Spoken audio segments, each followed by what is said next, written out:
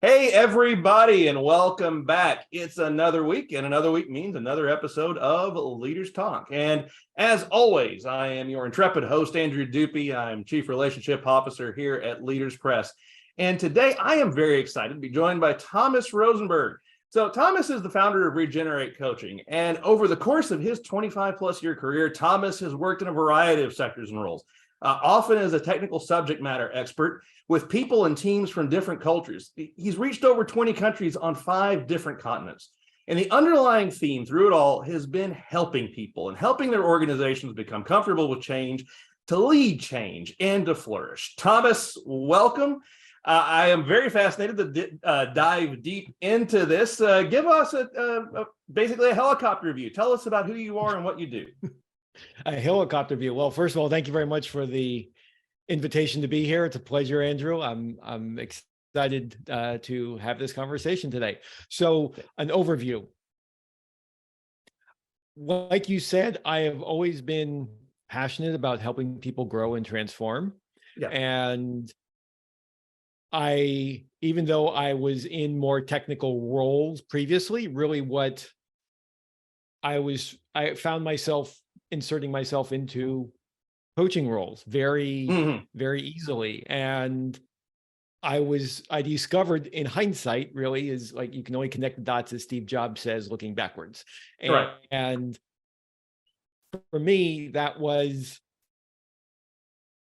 I've been helping people get comfortable with doing something in a different way. I've been helping people communicate in a different way, or look at the goals for their business in a slightly different way, look at the way that they're shaping their culture. And I share this pretty much everywhere I go. I had a near fatal bicycle accident almost 9 years ago. And coming out of that, I realized I didn't want to waste my life, energy, whatever I had left.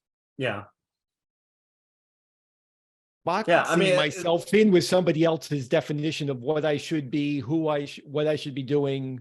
And I just said, what am I most passionate about? How do I want to live the rest of my life? And coaching and focusing on the people side was clearly it. And so that's when I made the shift. And so from that perspective, I know that a lot of people think about it. They're in business. They've been in business for a long time. You accumulate over time experience, and you accumulate over time a building of authority. What would you say to someone who is in progress of thinking about shifting and maybe thinking about, maybe getting into coaching, maybe getting into mentorship and helping is something for me? How do you start to begin to figure out if you can make those steps and if you should?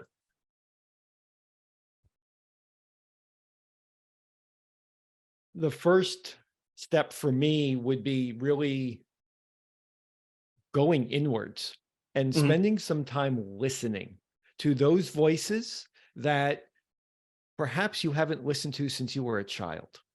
Okay.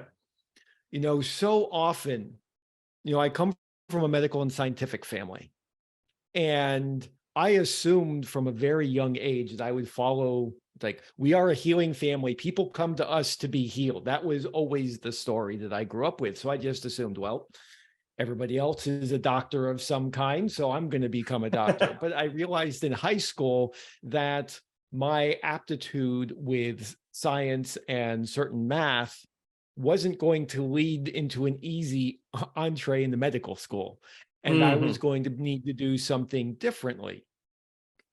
But it was also recognizing, like when I looked back, it's like, I really enjoy seeing, because I can see potential in people. That's how I am wired. I don't really know where that comes from, but when I'm working with a client or an organization, I can see what's possible and where they want to go. And I can see that path map out.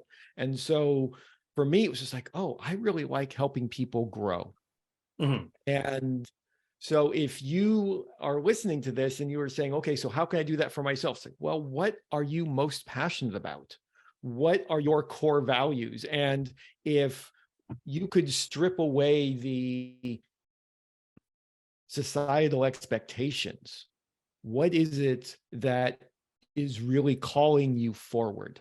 Mhm. And that can be a scary place to be, but even if you just are able to answer that, that can be a huge step forward. And then you can start to say, okay, so now that I know what it is I want to be doing, how is it that I want to engage in that? Because maybe it is simply keeping your current role, but being actively pursuing the opportunity to mentor folks who are coming up through in the industry, whatever makes, or your sector or your company, whatever makes you happiest.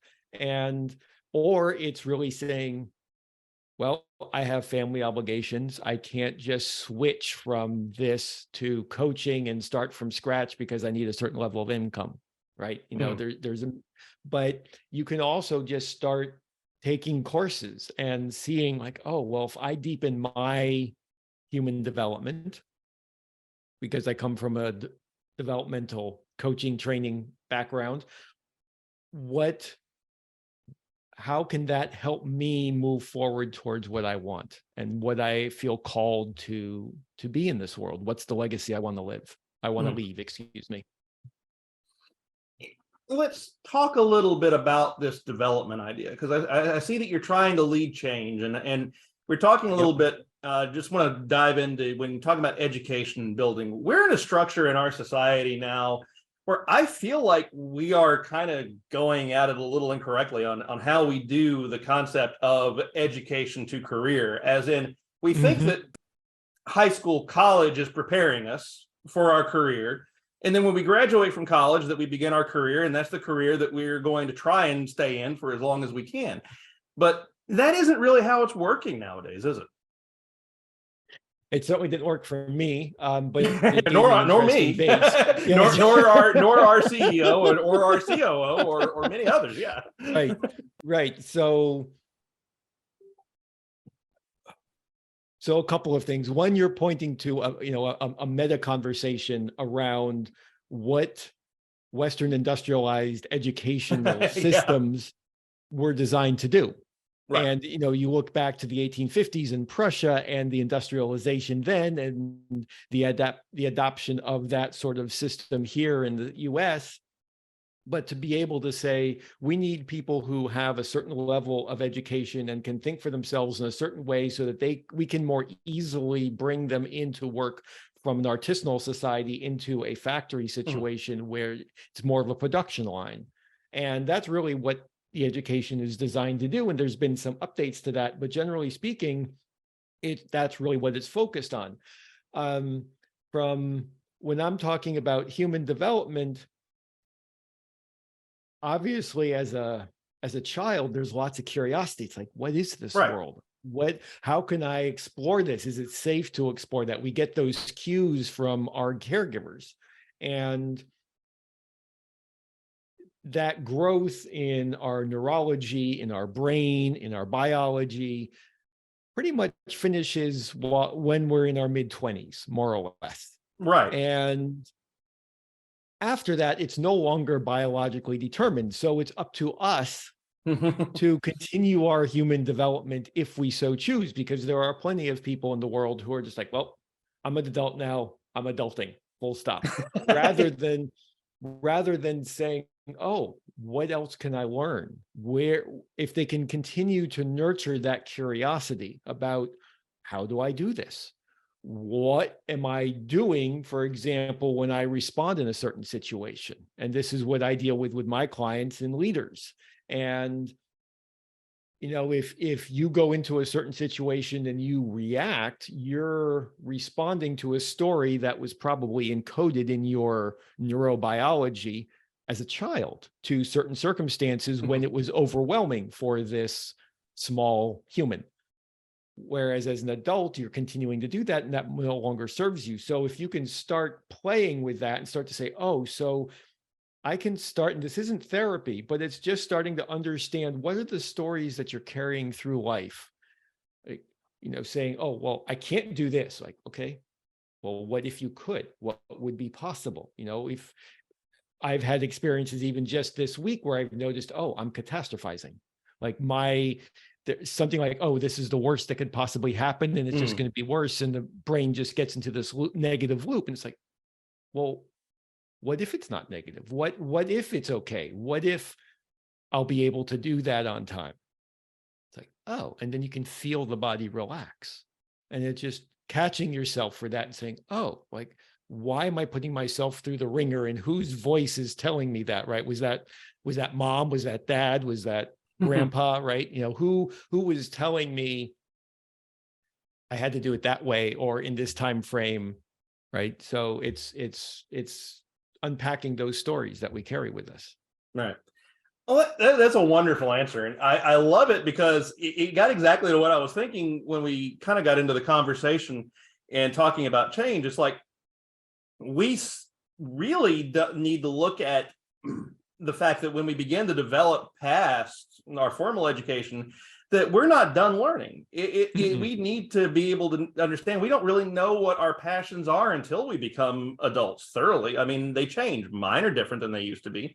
So that creates really almost a necessity for there to be mentors, leaders, coaches that are out there in the world willing to share and willing to help so that people can begin to re-engage with the educational process later on. Indeed. And, thank you for also presencing change again, because I realize there's perhaps a third section to my answer to that question, but it's humans are, our brains, if you just go back to the amygdala, the reptilian brain, we want it's a lot easier for us. We don't like change because we need to know how to react in a certain moment. And if we don't, we might be dead, right? That goes back to, when we were fighting saber-toothed tigers. So yeah, the survival instinct, There was a survival instinct. Why we see branches of snakes. Right, exactly, right. So if you constantly have to stand there and like, okay, so that's not true this time. I don't know. Yeah, and you're going to be dead by the time that you process all of that. So you need to have these ways. And so that's also what makes people nervous but at the same time, there are ways for you to practice being comfortable with saying, okay, I'm feeling anxiety or anger or whatever it happens to be that's coursing through you in the moment. And I am able to breathe and take a moment and say, okay, in this moment, the most appropriate way to respond is X. And that's how I'm going to respond. And it doesn't mean that you're not,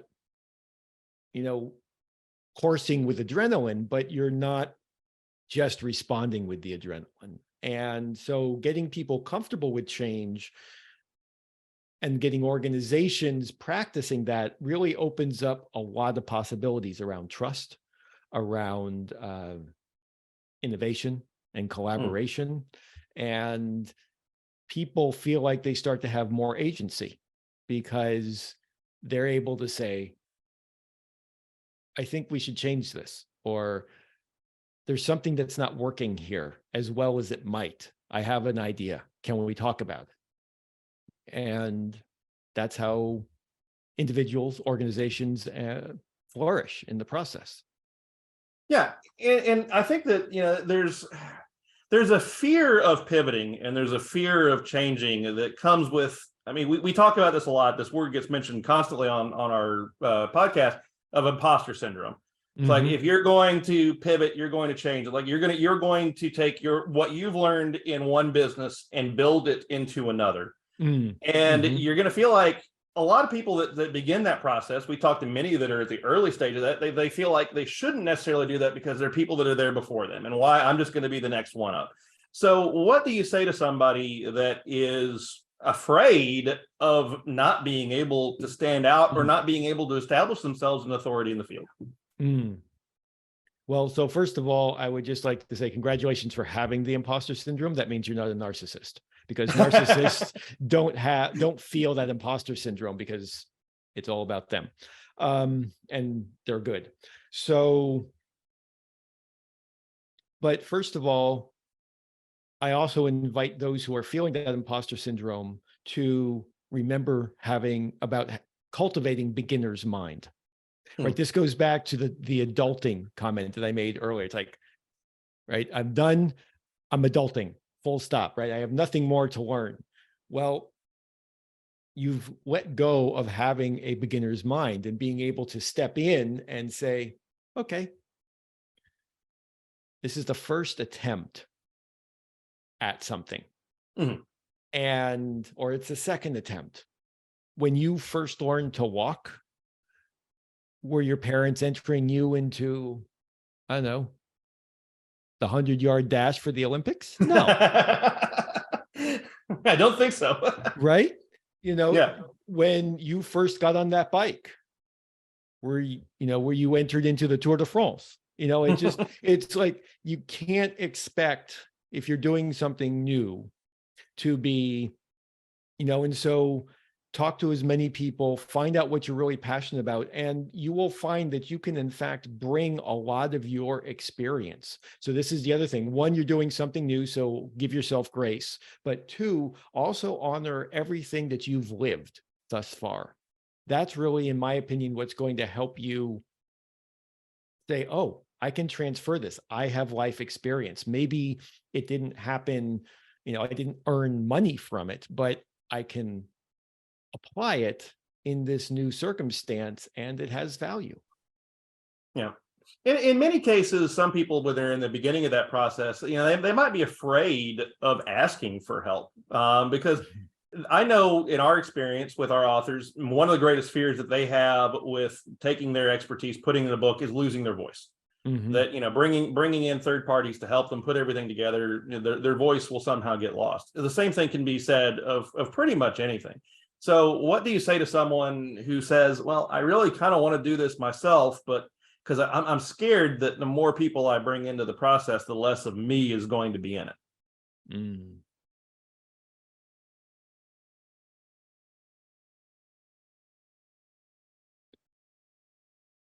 There's a couple of, at least two things arise. So first of all, I'm really curious, what's the age of that voice that you're hearing that is going to be lost? Mhm. So like, how old are you? Right? Is that a voice from you? I don't want to, put words in anybody's mouth, but say, for example, is that a 6-year-old you? Is that a 4-year-old Yeah. you? Right? Are you, is this triggering something from your lived experience that your voice was robbed from you, and therefore you don't feel like if you hand it off to somebody else that it'll actually be your contribution will be invisibilized? Mm. And then secondly, on that very point, it's like, are there other situations in your life where you do feel invisible? Right. And so what would it be like to be able to hand something off and say, this is how I want it to appear, and I will work with that person who does a better job at writing, copy editing, what have you, to ensure that my voice is heard. And also, what I have learned for myself is sometimes our voice needs a little tweaking because we're so accustomed to speaking a certain way that it's not in the language that would be most accessible to our desired audience. Mhm. And the copy editor could really help in that situation. Right. Well, see, and it's not just in editing; it's also, just the sheer idea of coaching is sometimes having somebody from outside Mm-hmm. to just come in and take a look at what you say, what you do, just having an extra set of eyes. There's a reason why the original 3 Star Wars films are much better than the prequels. People were there to tell George Lucas no in the first 3. They weren't Yes. there in the second 3. Right. And the other 3 don't exist. But still, when we talk about this, that's something that we get into Mm-hmm. is, having somebody to sound off of. There's value in that, isn't there? Absolutely. Absolutely. This is, just being able to get somebody else's perspective on something, another lived experience, looking at the same words and being able to respond to them and say, okay, I like this, but this part isn't clear to me. Or did you mean this or this? Right. And so being able to talk through things can really help clarify. Excuse me. And this is something that certainly, even just as as you're networking and exploring conversations with different people, being able to say, as you share your story more and more, you're going to get feedback, and that's going to start tweaking what parts you pull out, Yeah. what parts you highlight, in what way, in what time frame. And it's the same thing. So the more that you share your story, the more other people you're going to find will resonate with that, because frankly, there is only, I'm trained in two different methodologies as a coach. And, my coaches constantly remind us, you practice coaching as only you can practice coaching. Yeah. You are unique because of your lived experiences, of your gifts, of the training that you've received. And yes, I can demonstrate competencies in a certain way, in a certain methodology, but I'm not going to be practicing it exactly the same way as my coach or colleagues, because they're coming at it with a different lived experience. Yeah. And I think that is one of the things that we can come at that really defeats that concept of imposter syndrome. It's that we're all have our own individual voices. There's only one Thomas Rosenberg. I mean, there's only one Andrew Dupie. Well, there's two. There's a 19-year-old basketball star in Iowa. So if you look me up, he's out there too. But no, I mean, there's only one of me. There's only one voice that has your particular experiences that happened in your particular way and that happened in your particular stories. Mm-hmm. Yes, Yeah, exactly. and so I feel like that we are in a position where storytelling of ourselves becomes how we then can become better educators and help engage in that essentially endless system of learning that we have to kind of accept that is really what we have to be doing. Mm-hmm. Yes, absolutely. I mean, it's and that writing a book is a way, that whole journey of writing a book can be an incredibly profound experience of really uncovering who you are and what you want to share with the world. Yeah, because I mean that's just it. We have to be as a former educator, I love the idea that we never stop learning, and that I think that we all have different stages of our lives in which we have to look at what we have and see if we're in the right place for ourselves. I'm a way different man at 45 years old than I was at 35. Right. And I was way different than I was at 25. And I was in different careers at each one of those stages of my life. Mm-hmm. Do you feel that that's really the more natural way of looking at it? Absolutely. We are constantly becoming. And so, who shows up today is not the same person who was there yesterday or will be there tomorrow, because there's going to be different lived experience. Then, yes, there'll be common lived experience, but there'll be different people. And because you will have learned something new, you will have had additional experiences, and that's how you respond to that is going to affect who you are. So just reminding ourselves that we are always becoming. We're always changing, we're always growing if we give ourselves the opportunity. And, you need to be committed to it, because it truly is a lifelong journey. Yeah, no, I we are living examples of that in our business and our lives. I mean, it resonates with it. I think it resonates with pretty much everybody that's listening right now, because many of them are writing books, many of them are thinking about getting into coaching. It's really just we figure that out. I think our generation is figuring that out later, while the new generation that's coming up, with the way that we're doing everything with social media, with integration with books, with the fact that coaching is now becoming something that's even more easily accessible for a lot of people. We're now in a situation where we are consuming his education every single day. well, it could be. I'll say it that way, right? Because for me, the important thing is to keep in mind is the intention. What are you walking towards? And so if you can identify that for yourself, because, if you're just thinking about social media, that could just be dopamine hits, and it could be escapism that isn't really teaching you anything. But if you're really focused on specific, on where you're going in life, then that can be really powerful for you in terms of selecting and prioritizing what you're consuming and how you're actually living life today and not a deferred life. Right, exactly. And that's just it, because there's not ever any kind of completed finished product. It's like the evolutionary biologists that talk about, there's no such thing as a completed product. The process happens all the time, every time, always. It's the same thing really in just life and business, isn't it? Mm-hmm. It is. Yeah, absolutely. So Thomas, with our time kind of drawing a little bit to the close here, what I like to ask a question, just a simple one.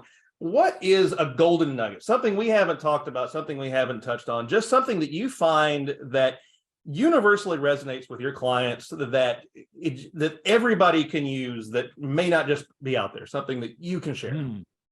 Wow. I know, the easiest question in the world. What's your perfect solution that nobody else has?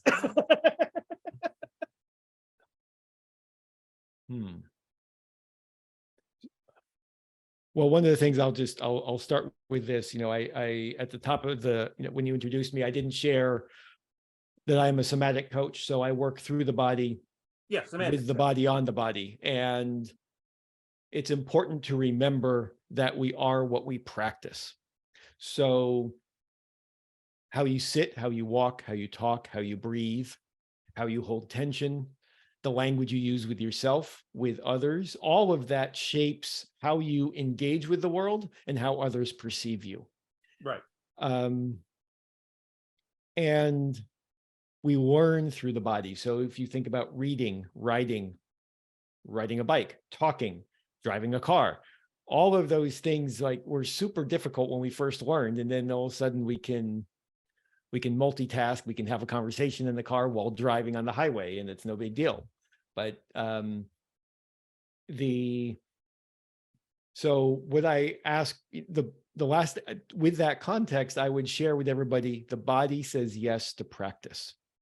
So if there's something that you are yearning for, whether it's writing a book or showing up in the world in a different way, practice showing up that way. Give yourself grace. Know that not every day is going to be easy or that it's going to be simple, but just keep practicing in small ways. And that is what is really going to shift how you show up, how others receive you, and your experience of the world. Well, Thomas, how can our listeners find you to begin to try and experience that with you, and maybe engage you with the? Sure, I would be happy to talk with anybody. They can find me on LinkedIn, Thomas Loxley Rosenberg, and they can also look at my website, regenerate.coach. So those would be the simplest places to go.